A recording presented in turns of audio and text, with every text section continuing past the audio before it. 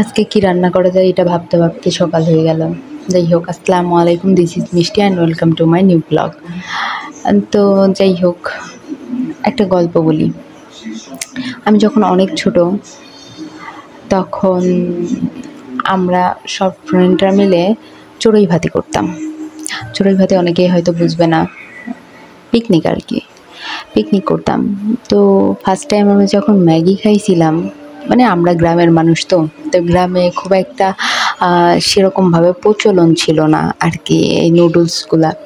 আমরা আশেপাশে অনেকের কাছ থেকেই শুনছি, কিন্তু নিজেরা কখনো খাই নাই।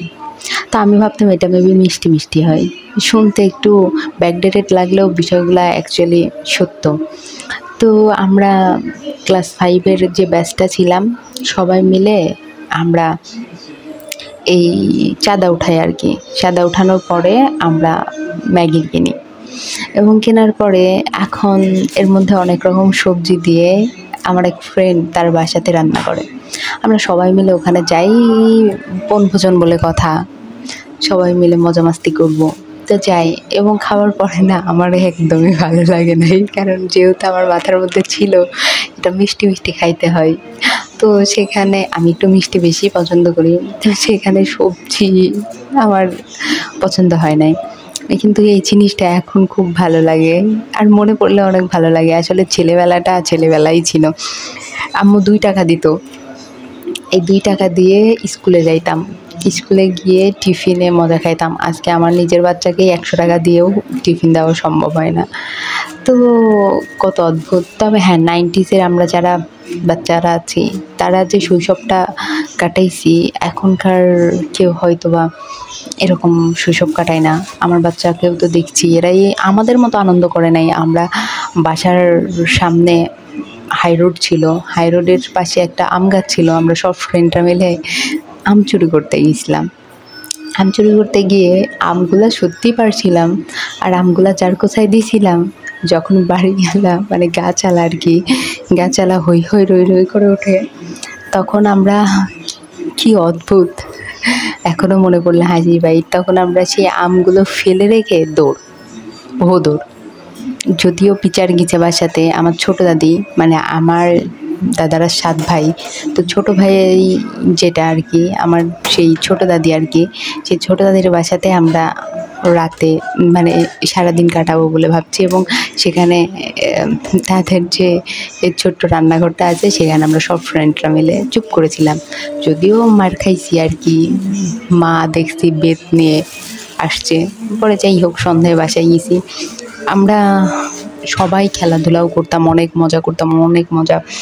আমরা বউ তোলা খেলছি, আমরা গাড়িচা এখন বলা হয়, আমরা যেটা গোল্লা চুট বলি আমাদের গ্রাম্য ভাষায়, সেটা খেলছি। আমরা কপাল টুক্কা খেলছি, আমরা গাদন খেলছি। তো আমরা হই হই রই করছি। কিন্তু এখন আর মাঠ কোথায়? এখন মাঠঘাট কোনো কিছুই দেখা যায় না সচরাচর। আমরা যে আনন্দটা উপভোগ করছি, আমরা যে মজাগুলো করছি, আমাদের সময় ছিল যখন সন্ধ্যা লাগতো, যখনই মানে মাগরিবের আজান পড়তো, তখনই আমাদের পড়তে বসতে হবে। যে যেখানেই থাকো না থাকো, বাসায় আসতে হবে।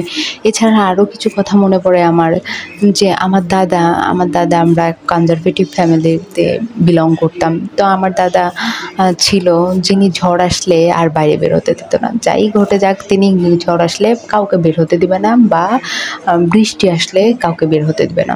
তো আমার বাসার পাশে বড় একটা আম বাগান ছিল আমাদের এক নানার, রোলনা নানার। তো সেখানে এত বড় একটা আম বাগানে সবাই আম কুড়াইতে আসলেও আমাদের সেই সৌভাগ্যটা হয় নাই। আমরা কখনোই একটা আমও কুড়াইতে যাইতে পারি নাই, বিকজ অফ আমার দাদা যাইতে দিবে না।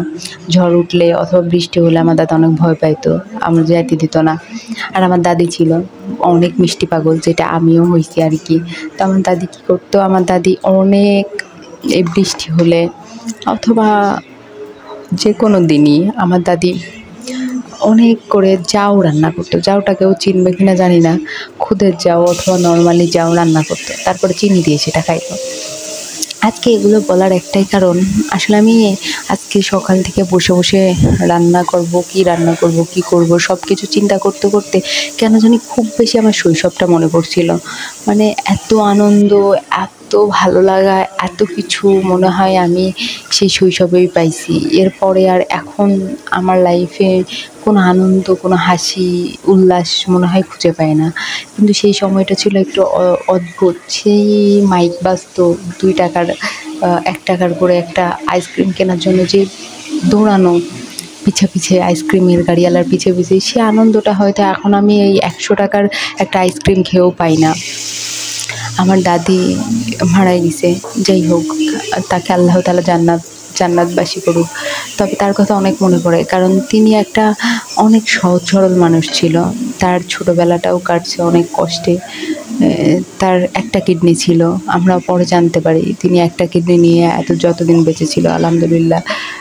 তার বাবা মা ভাই বোন কেউই আর বেঁচে নাই। যাই হোক, তাকে আল্লাহ তাআলা জান্নাতবাসী করুক। আমার দাদির জন্য সবাই দোয়া করবেন। তিনি অনেক ভালো মানুষ ছিল। তা আজকে এই দিনটা আমার অনেক বেশি আমার দাদির কথা মনে পড়ছে, আর দাদির কথা মনে পড়তে পড়তেই আমার জানি সকল স্মৃতিগুলো মনে পড়ে গেল। আমার ছেলেবেলাটা মনে পড়ে গেল, আমার দাদা দাদির কথা মনে পড়ে গেল, আমার পরিবারের কথা মনে পড়ে গেল। আজকে পরিবার থেকেও অনেক দূরে, দাদা দাদি থেকেও অনেক দূরে, দাদি তো নাই, আর দাদা থেকেও নাই। মানে খুব একটা তো গ্রামে যাওয়া হয় না, তবে খুব মিস করি, মাঝে মাঝেই অনেক মিস করি। কারণ ছেলেবেলাটা আমার অনেক দুরন্ত কাটছে। আমি অনেক চঞ্চল একটা মানুষ ছিলাম। তো আমার দাদা, আমার দাদি, সবার কাছে আমি একটা অন্যরকম ছিলাম। যাই হোক, সবাই মিলে আনন্দ করে জীবন যেটা উপভোগ করে আসছি, সেটা হয়তো আর কখনো পাবো না। আর আমি আমার দাদিকেও পাবো না, আর আমি আমার সেই হারানো ফ্যামিলিকেও পাবো না। একসঙ্গে এক জায়গায় বসে বাবা ভাত মাখাই দিছে, আর ফুপুরা, আমার 6টা ফুপু, সবাই মিলে বসে একবার করে মুখে নেওয়ার যে আনন্দটা, সবার সঙ্গে ভাই বোন কাজিনদের সাথে যে আনন্দটা উপভোগ করা, সেটা হয়তো আর কখনো হয়ে উঠবে না। তবে সবাইকে নিয়ে, সবাই যে যেখানে থাকুক, সবাই ভালো থাকুক, সবাইকে নিয়ে সবাই অনেক অনেক অনেক ভালো থাকুক, এই দোয়াই করি সবসময় যে আল্লাহ তাআলা আমার আত্মীয় স্বজন সবাইকে জানি অনেক ভালো রাখে, এবং যে যেখানে মৃত্যুবরণ করছে তাদের সবাইকে আল্লাহ তাআলা জানি জান্নাত নসিব দান করেন। তো আজকের ভিডিওটা এই পর্যন্তই। যদি ভালো লাগে থাকে অবশ্যই লাইক, কমেন্ট অ্যান্ড শেয়ার করতে ভুলবেন না, এবং আমার চ্যানেলটা একবার হলেও দেখে যাবেন এবং সাবস্ক্রাইব করে যাবেন। সবাই ভালো থাকবেন, সুস্থ থাকবেন, এবং দিন শেষে একটাই কথা, যে সবাই ভালো থাকবেন এবং সমাজের প্রতি যে আমাদের একটু হলেও দায়িত্ব, সেটা পালন করবেন। অন্ততপক্ষে নিজ জায়গায় থেকে ন্যায়কে ন্যায় এবং অন্যায়কে অন্যায় বলবেন। যাই হোক, সবাই ভালো থাকেন, সুস্থ থাকেন, এবং সবাইকে নিয়ে ভালো থাকেন, এবং নিজের পরিবারকে সময় দেন, নিজেকে